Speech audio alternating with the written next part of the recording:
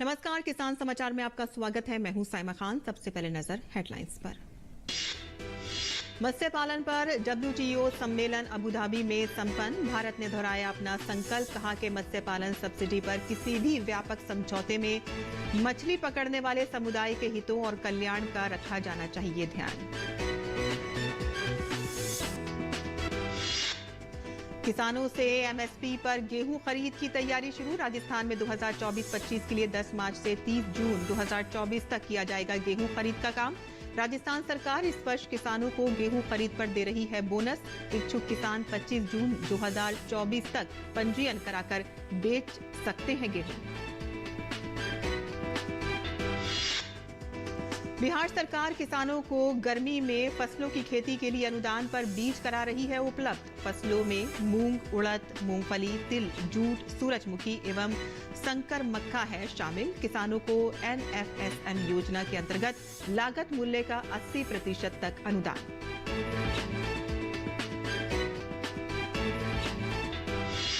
सरकार फसलों की लागत कम करने और किसानों की आमदनी बढ़ाने के उद्देश्य से रसायन मुक्त खाद्य के लिए प्राकृतिक खेती को दे रही है बढ़ावा।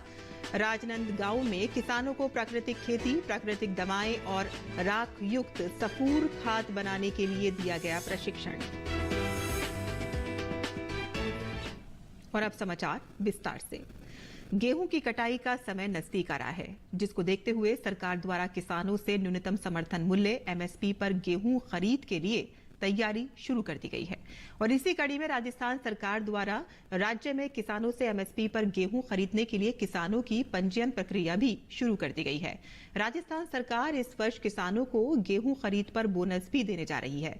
राजस्थान में इस RMS सीजन 2024-25 के दौरान समर्थन मूल्य पर गेहूं खरीद का काम दिनांक 10 मार्च से 30 जून 2024 तक किया जाएगा। जो भी किसान समर्थन मूल्य पर गेहूं बेचना चाहते हैं, वे किसान ऑनलाइन पोर्टल पर 25 जून 2024 तक अपना पंजीयन कराकर गेहूं बेच सकते हैं। गेहूं खरीद पर दिया जाएगा बोनस। भारत सरकार द्वारा RMS 2024-25 हेतु गेहूं का समर्थन मूल्य 2,275 रुपए प्रति क्विंटल घोषित किया गया है, जिस पर राज्य सरकार द्वारा किसानों को राजस्थान कृषक समर्थन योजना के अंतर्गत 125 रुपए प्रति क्विंटल की दर से बोनस दिया जाएगा। खाद्य विभाग के पोर्टल पर पंजीकरण करवाकर क्रय एजेंसी के माध्यम से गेहूं बेचने वाले पंजीकृत किसानों को उनके जनाधार से जुड़े बैंक खातों में कुल 2,400 रुपए प्रति क्विंटल की दर से उनकी उपज का मूल्य प्राप्त होगा। और आवास और शहरी मामलों के मंत्रालय ने 5 मार्च 2024 को विज्ञान भवन में प्रदान किए जाने वाले पहले पेयजल सर्वेक्षण पुरस्कारों की घोषणा कर दी है। राष्ट्रपति श्रीमती द्रौपदी मुर्मू इस कार्यक्रम की अध्यक्षता करेंगी, जहां शहरों और राज्यों को जल क्षेत्र में उत्कृष्टता के लिए सम्मानित किया जाएगा। शहरों और राज्यों की उल्लेखनीय उपलब्धियों के लिए 130 पुरस्कारों को प्रदान किया जाएगा। ये पुरस्कार पेयजल स्वर्ण, रजत और कांस्य सिटी पुरस्कारों से लेकर विभिन्न श्रेणियों में दिए जाएंगे। 485 शहरों में 2.0 के अंतर्गत किए गए आकलन में विभिन्न मापदंडों को शामिल किया गया, जिसमें पहुंच, कवरेज, जल शोधन संयंत्रों और घरों में पानी की गुणवत्ता और जल निकायों की स्थिति संबंधी स्थिरता, फिलोमीटर की उपलब्धता और जल शोधित उपयोग किए जाने वाले पानी का पुनः उपयोग शामिल है। शहरों को स्टार रेटिंग पैमाने पर 5 स्टार से लेकर 9 स्टार तक वर्गीकृत किया जाएगा, जो इन महत्वपूर्ण मानदंडों में उनके प्रदर्शन को समाहित करेगा। और इस मंच के माध्यम से उन लोगों को सम्मानित किया जाएगा जो अपने समुदाय के लिए स्वच्छ और टिकाऊ जल संसाधन सुनिश्चित करने में सफल रहे हैं। 1500 से अधिक पुरस्कार विजेताओं और प्रतिभागियों की मेजबानी करने के लिए तैयार ये भव्य कार्यक्रम न केवल उत्कृष्टता का जश्न मनाएगा, बल्कि ये अमृत मित्र पहल के शुभारंभ का भी प्रतीक होगा, जिसमें पूरे देश से विभिन्न स्थानों से महिलाएं SHG लाइव जुड़ेंगी। और फसलों की लागत कम करने और किसानों की आमदनी बढ़ाने के साथ ही आम जन को रसायन मुक्त खाद्य उत्पाद उपलब्ध कराने के लिए सरकार प्राकृतिक खेती को बढ़ावा दे रही है। और इसके लिए सरकार द्वारा कई योजनाएं चलाई जा रही हैं, जिनके तहत किसानों को प्राकृतिक खेती के लिए अनुदान के साथ ही प्रशिक्षण दिया जाता है। इस क्रम में कृषि विज्ञान केंद्र राजनंद गांव में किसानों को प्राकृतिक खेती के लिए प्रशिक्षण दिया गया। लगभग 100 महिला कृषकों को प्राकृतिक खेती पर प्रशिक्षण दिया गया। प्राकृतिक तरीके से दवाएं बनाने का प्रशिक्षण दिया गया। प्रशिक्षण में किसानों को रासायनिक खेती को छोड़कर प्राकृतिक खेती को अपनाने पर जोर दिया गया। प्राकृतिक खेती के मुख्य घटक जैसे कि बीजामृत, जीवामृत, पलवार, वापसा के बारे में जानकारी दी गई। किसानों को कृषि में बीजों के उपचार के लिए बीजामृत एवं मृदा में पोषक तत्व एवं उर्वरकता बढ़ाने के लिए धन जीवामृत व खड़ी फसलों में पोषक तत्व के छिड़काव के लिए जीवामृत बनाने की भी सभी प्रक्रिया का प्रायोगिक प्रशिक्षण दिया गया और साथ ही सफूर व जड़ों की मजबूती के लिए राख युक्त सफूर खाद बनाया गया। कृषि विज्ञान केंद्र में प्राकृतिक तरीके से कीटनाशक बनाने की जानकारी दी गई। प्रशिक्षण कार्यक्रम में किसानों को खेती में कीड़े बीमारी से बचाव के लिए निमस्त्र, ब्रह्मास्त्र, अग्निअस्त्र व मठा से उत्पाद बनाने की संपूर्ण विधि एवं उपयोग प्रशिक्षण दिया गया। मृदा की नमी एवं खरपतवार के नियंत्रण के लिए पैरा के पलवार का उपयोग करने के लिए किसानों को जागरूक किया गया। प्राकृतिक खेती से प्राप्त होने वाले उत्पाद रासायनिक मुक्त होने से मनुष्य के स्वास्थ्य में अच्छा बदलाव आता है। आगे बढ़ते हैं, जहां मत्स्य पालन सब्सिडी पर WTO मंत्री स्तरीय सम्मेलन मंगलवार को अबू धाबी में संपन्न हुआ। इन वार्ताओं में भारत ने अपने लंबे समय से चले आ रहे रुख को दोहराया कि जिम्मेदार और टिकाऊ मत्स्य पालन भारत के बड़े और विविध मछली पकड़ने वाले समुदाय को लेकर और प्रथाओं को अंतर्निहित एक अभ्यास है। इस संदर्भ में मत्स्य पालन सब्सिडी पर किसी भी व्यापक समझौते में मछली पकड़ने वाले समुदाय के हितों और कल्याण को ध्यान में रखा जाना चाहिए, जो अपनी आजीविका के लिए समुद्री संसाधनों पर निर्भर हैं। भारत ने इस बात पर जोर दिया कि ऐतिहासिक रूप से जबकि मत्स्य पालन क्षेत्र में सब्सिडी के कारण अत्यधिक शोषण हुआ है, विकासशील देशों और छोटी अर्थव्यवस्थाओं के लिए अपने मत्स्य पालन क्षेत्र को विकसित करने और विविधता लाने के साथ साथ अपने मछुआरों की खाद्य सुरक्षा और आजीविका सुरक्षा की रक्षा के लिए सब्सिडी भी महत्वपूर्ण है। ये वार्ता स्थिरता की अवधारणा से जुड़ी है और इस प्रकार मत्स्य पालन सब्सिडी पर कोई भी व्यापक समझौता सामान्य लेकिन जिम्मेदारियों और संबंधित क्षमताओं के सिद्धांतों पर बनाया जाना चाहिए और इसमें विशेष और उपचार के प्रावधानों को भी उचित रूप से शामिल किया जाना चाहिए, जैसा कि सभी WTO समझौतों के लिए होता है। भारत ने सदस्यों से कम 25 वर्षों की अवधि के लिए अपने EEZ से परे मछली पकड़ने या मछली पकड़ने से संबंधित गतिविधियों के लिए दूरस्थ जल मत्स्य पालन राष्ट्रों द्वारा सब्सिडी पर रोक लगाने का आग्रह किया। भारत ने कहा कि सदस्यों को टिकाऊ मछली पकड़ने और समुद्री संसाधनों के प्रबंधन पर बड़े पैमाने पर मछली पकड़ने के लिए सब्सिडी के हानिकारक प्रभावों को नजरअंदाज नहीं करना चाहिए।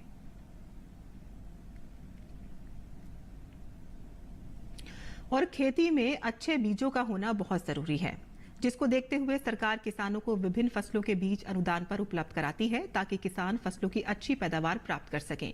इसी क्रम में बिहार सरकार राज्य के किसानों को गर्मी के मौसम में विभिन्न फसलों की खेती के लिए अनुदान पर बीज उपलब्ध करा रही है। राज्य के किसान योजना का लाभ लेने के लिए कल तक ऑनलाइन आवेदन का आखिरी दिन था। कृषि विभाग बिहार सरकार द्वारा राज्य में किसानों को विभिन्न योजनाओं के तहत गर्मी के मौसम में लगाई जाने वाली फसलों पर अनुदान दिया जा रहा है। इन फसलों में मूंग, उड़द, मूंगफली, तिल, जूट, सूरजमुखी एवं संकर मक्का शामिल है। किसानों को NFSM योजना के अंतर्गत लागत मूल्य का 80% अनुदान या अधिकतम 110.80 रुपए प्रति किलोग्राम की दर से अनुदान दिया जाएगा। वहीं सरकार बीज ग्राम योजना के अंतर्गत किसानों को 60% या अधिकतम 48 रुपए प्रति किलोग्राम का अनुदान देगी। विभाग की ओर से मूंग बीज की अनुमानित लागत 146.50 रुपए प्रति किलो आकी गई है। किसानों को उड़द बीज पर लागत मूल्य 155.50 रुपए प्रति किलो पर 80% या अधिकतम 105.80 रुपए प्रति किलोग्राम का अनुदान देगी।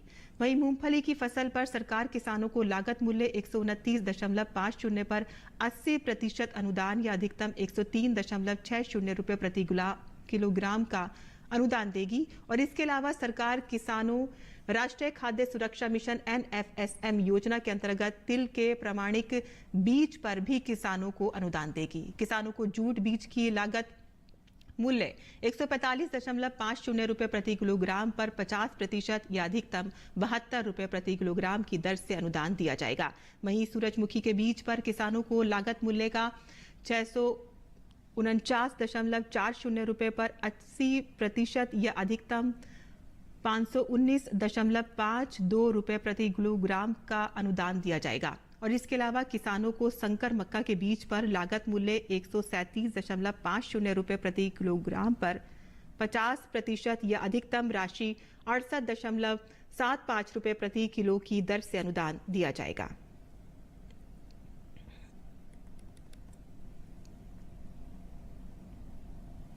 पाली जिले में लघु उद्योग भारती महिलाओं को आत्मनिर्भर बनाने के लिए कार्य कर रही है और अभी तक लघु उद्योग भारती ने पाली जिले में करीब 1600 महिलाओं को आत्मनिर्भर बनाया है, जिससे 1600 परिवारों की आय में वृद्धि हुई है।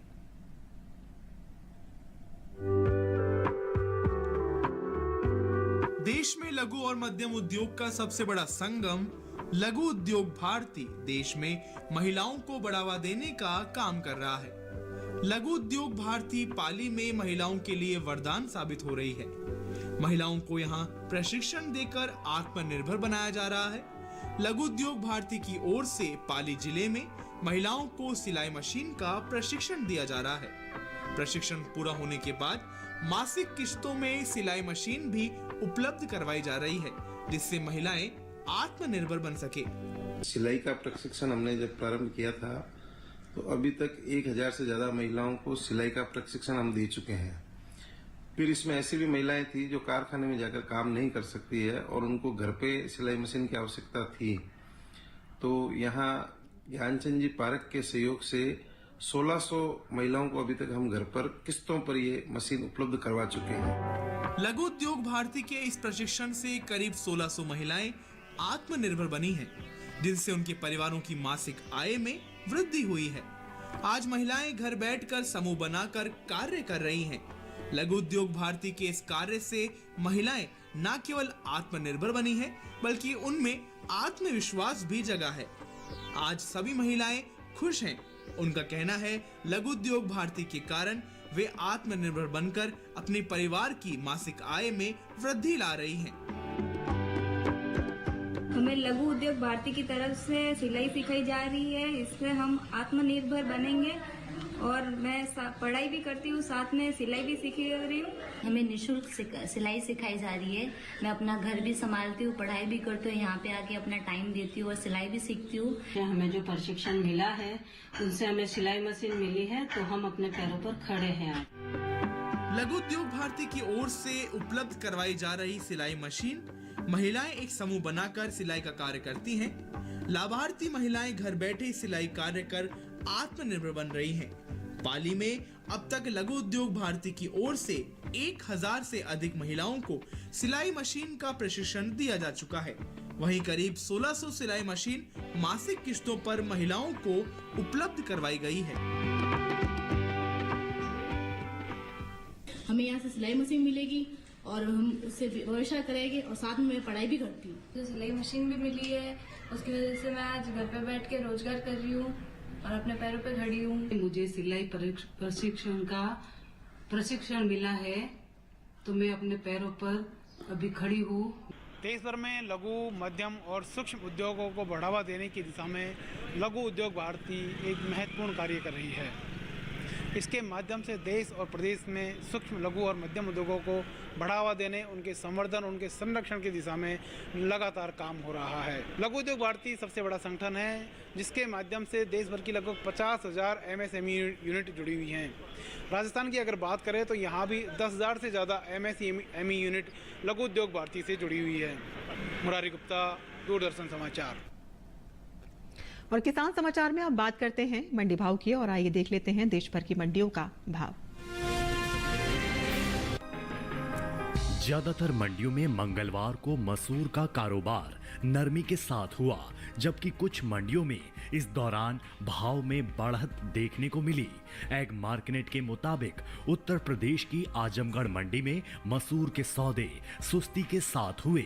यहाँ 26 फरवरी को इसका भाव 6,885 रुपए था, जो 27 फरवरी को 60 रुपए गिरकर 6,825 रुपए क्विंटल पर रह गया। राज्य की लखीमपुर मंडी में मसूर के कारोबार में नरमी देखने को मिली। यहाँ 26 फरवरी को इसका भाव 6,770 रुपए था, जो 27 फरवरी को 10 रुपए लुढ़क कर 6,760 रुपए क्विंटल रह गया। उत्तर प्रदेश की फतेहपुर मंडी में भी कमजोरी का सिलसिला जारी रहा। यहाँ 26 फरवरी को मसूर का भाव 6,910 रुपए रहा। 27 फरवरी को इसमें 10 रुपए की मामूली गिरावट हुई और भाव 6,900 रुपए क्विंटल रह गया। जबकि उत्तर प्रदेश की ही अलीगढ़ मंडी में मसूर के कारोबार में तेजी देखने को मिली। यहाँ 26 फरवरी को मसूर का भाव था 6,970 रुपए, जो 27 फरवरी को 10 रुपए की मामूली बढ़त के बाद 6,980 रुपए हो गया।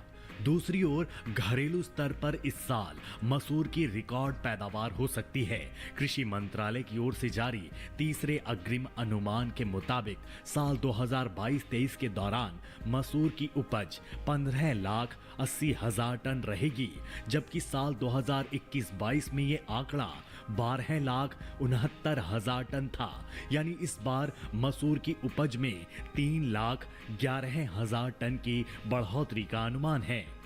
बात दलहन की पैदावार की करें तो घरेलू स्तर पर इस साल कुल दलहन की भी रिकॉर्ड पैदावार का अनुमान जताया गया है। कृषि मंत्रालय के तीसरे अग्रिम अनुमान के मुताबिक देश में साल 2022-23 के दौरान कुल दलहन की पैदावार 275,04,000 टन होने की उम्मीद है, जो पिछले साल के 273,02,000 टन की तुलना में 2,02,000 टन अधिक है।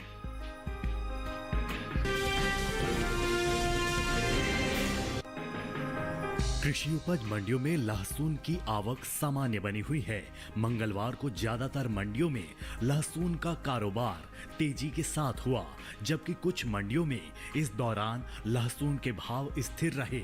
एग मार्केट के मुताबिक राजस्थान की जोधपुर मंडी में लहसुन के कारोबार में बढ़त का रुख देखने को मिला। यहाँ 26 फरवरी को लहसुन का भाव था 10,000 रुपए। 27 फरवरी को लहसुन का भाव 1,500 रुपए उछलकर भाव 11,500 रुपए हो गया। उत्तर प्रदेश की बहराइच मंडी में भी लहसुन के सौदे बढ़त के साथ हुए। यहाँ 27 फरवरी को लहसुन का भाव 50 रुपए चढ़कर 14,500 रुपए से 14,550 रुपए हो गया। उत्तर प्रदेश की नानपारा मंडी में तेजी का सिलसिला जारी रहा। 26 फरवरी को लहसुन का भाव रहा 14,500 रुपए।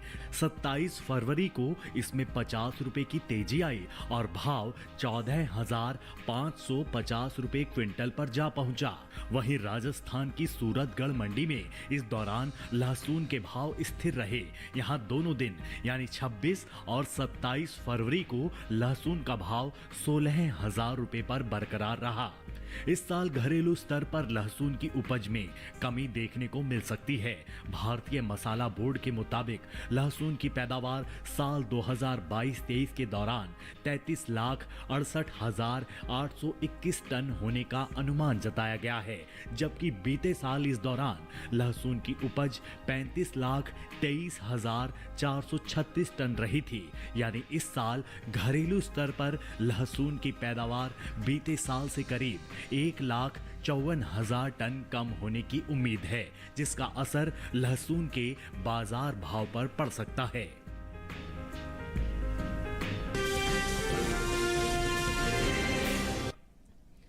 और मंडी खबर के बाद अब बात करते हैं मौसमी खेती की। किसान इस मौसम में कैसे रखे अपनी खेती का ख्याल, आइए देखते हैं।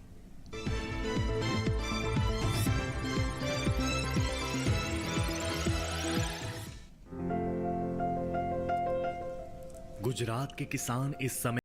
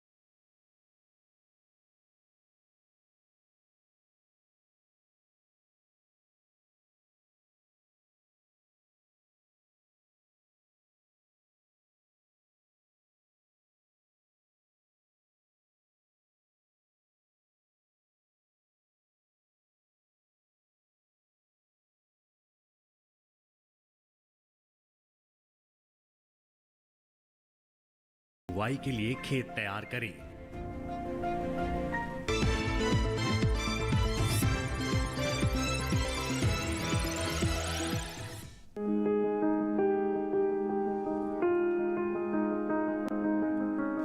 ये समय हरी प्याज की पूसा सौम्या किस्म की बुआई के लिए एकदम अनुकूल है। इसकी बुआई के लिए किसान सबसे पहले खेतों को जोतकर तैयार कर लें। खरपतवार को पूरी तरह से साफ कर लें। 1 हेक्टेयर खेत के लिए करीब 10 से 12 किलो बीज काफी रहते हैं। उर्वरक की बात करें तो अच्छी फसल के लिए 1 हेक्टेयर खेत में 150 किलो नाइट्रोजन, 60 किलो फास्फोरस और 60 किलो पोटेशियम युक्त उर्वरक का इस्तेमाल करें। बुआई के समय पंक्ति से पंक्ति के बीच की दूरी 15 सेंटीमीटर रखें। अच्छी फसल के लिए बुआई के तुरंत बाद फसल में सिंचाई करें। इसके बाद हर 10 से 12 दिन के अंतराल पर फसल में सिंचाई जरूर करें। हरी प्याज में थ्रिप्स कीट के हमले का खतरा रहता है। थ्रिप्स की रोकथाम के लिए विशेषज्ञों की सलाह पर उचित दवाओं का छिड़काव करें। ध्यान रहे, दवा का छिड़काव सिर्फ कीट प्रभावित जगह पर ही करें। उन्नत किस्म पूसा सौम्या लगाने से किसान अच्छी उपज ले सकते हैं। 1 हेक्टेयर में इस किस्म की 250 क्विंटल फसल ली जा सकती है। ये किस्म उत्तर भारत में लगाने के लिए काफी अच्छी है। पूसा सौम्या की खेती उत्तर भारत में दिल्ली और दिल्ली के आसपास के इलाकों में की जा सकती है।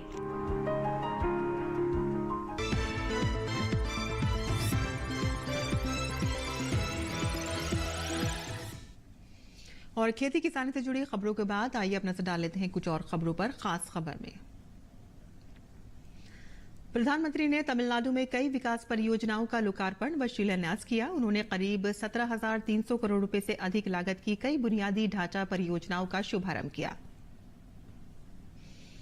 और हिमाचल प्रदेश में जारी राजनीति घमासान पर केंद्रीय मंत्री अनुराग सिंह ठाकुर ने राज्य सरकार पर हमला बोला है। अनुराग सिंह ठाकुर ने कहा है कि कांग्रेस ने हिमाचल के लोगों की अनदेखी की है। भाजपा नेता हर्ष महाजन ने हिमाचल प्रदेश की कांग्रेस सरकार के बहुमत पर सवाल उठाते हुए कहा है कि कांग्रेस अपना बहुमत खो चुकी है। उन्होंने कहा कि अब यहां भाजपा की सरकार बनेगी। बिहार के मुख्यमंत्री नीतीश कुमार ने मंगलवार को राज्य में करीब 903 करोड़ रुपए की लागत से 200 से ज्यादा परियोजनाओं का लोकार्पण और शिलान्यास किया। इनमें पटना चिकित्सा महाविद्यालय और अस्पताल का पुनर्विकास परियोजना के पहले चरण के तहत तैयार नवनिर्मित भवन भी शामिल है। छत्तीसगढ़ के दंतेवाड़ा जिले के किरंदुल इलाके में एक खदान में चट्टान का एक हिस्सा धंसने से 4 मजदूरों की मौत हो गई। किरंदुल पुलिस स्टेशन द्वारा मामला दर्ज कर लिया गया है और जांच शुरू कर दी गई है। भारतीय उपमहाद्वीप में ड्रग्स की अब तक की सबसे बड़ी बरामदगी हुई है। भारतीय नौसेना एनसीबी और गुजरात एटीएस के संयुक्त अभियान में 3,100 किलो ड्रग्स पकड़ा गया है। केंद्रीय गृह मंत्री अमित शाह ने मादक पदार्थों की दिशा की सबसे बड़ी ऑफशोर जब्ती करने पर एजेंसी को बधाई दी है। सोशल मीडिया प्लेटफॉर्म एक्स पर उन्होंने लिखा कि प्रधानमंत्री नरेंद्र मोदी के मादक पदार्थ मुक्त भारत के सपने को आगे बढ़ाते हुए हमारी एजेंसियों ने ड्रग की सबसे बड़ी ऑफशोर जब्ती की है। टीएमसी नेता कुणाल घोष ने कोलकाता में कहा है कि हमारा पूरा विश्वास राज्य पुलिस के ऊपर है। उन्होंने कहा कि शेख शाहजहां की गिरफ्तारी की प्रक्रिया चल रही है और जल्द ही वो कानून की गिरफ्त में होगा। सर्वोच्च न्यायालय के पूर्व न्यायाधीश एएम खानविलकर को लोकपाल का अध्यक्ष नियुक्त किया गया है। राष्ट्रपति भवन में ये जानकारी दी गई और न्यायमूर्ति खानविलकर जुलाई 2022 में शीर्ष अदालत में सेवानिवृत्त हुए थे। राजस्थान के महाजन फील्ड फायरिंग रेंज में भारतीय सेना और Japan ground self defence force के बीच संयुक्त सैन्य धर्म गार्जियन का 5वां संस्करण अभ्यास जारी। 9 मार्च तक चलने वाला यह अभ्यास एक केंद्रित प्रशिक्षण कार्यक्रम के लिए भारतीय सेना और Japan ground self defence force को एक साथ लाता है। और किसान समाचार में आज के लिए बस इतना ही। अनुमति दें। नमस्कार।